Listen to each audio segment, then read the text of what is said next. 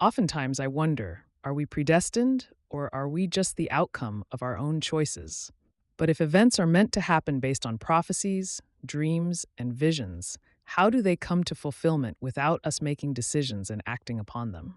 Let's use the case of Jesus of Nazareth, Judas Iscariot, and Peter as an example. While Jesus was on earth, he had 12 disciples. On the night he was to be betrayed, he gathered them for the Last Supper, since he knew he was going to die.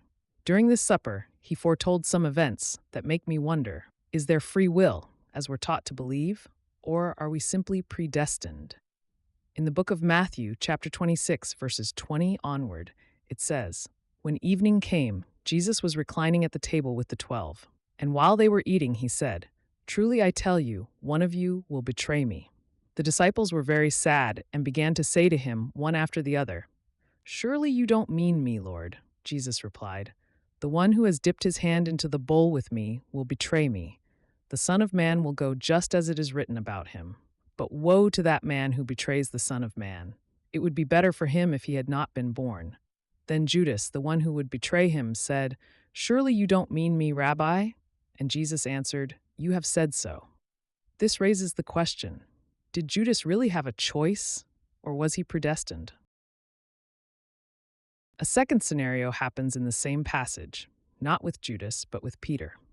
After the supper, Jesus and his disciples went out to the Mount of Olives. In verse 31, Jesus told them, "This very night you will all fall away on account of me, for it is written, 'I will strike the shepherd, and the sheep of the flock will be scattered.'"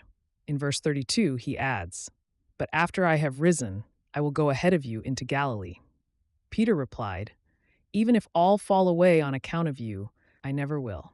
Jesus answered, "Truly I tell you, this very night, before the rooster crows, you will disown me 3 times." But Peter declared, "Even if I have to die with you, I will never disown you."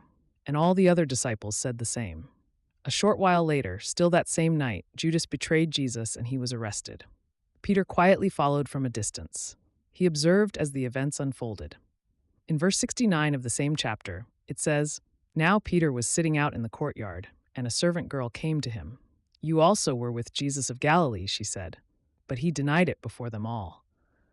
'I don't know what you're talking about,' he said. Then he went out to the gateway, where another servant girl saw him and said to the people, 'This fellow was with Jesus of Nazareth.' He denied it again with an oath. 'I don't know the man.' After a little while, those standing there said, 'Surely you are one of them. Your accent gives you away.' Then he began to call down curses and swore to them, 'I don't know the man.' Immediately, a rooster crowed. Peter remembered the word Jesus had spoken, 'Before the rooster crows, you will disown me 3 times.' And he went outside and wept bitterly." Now the question is, was Peter acting on his own free will, or was he simply fulfilling the prophecy? What's your thought on this? Let me know in the comments below.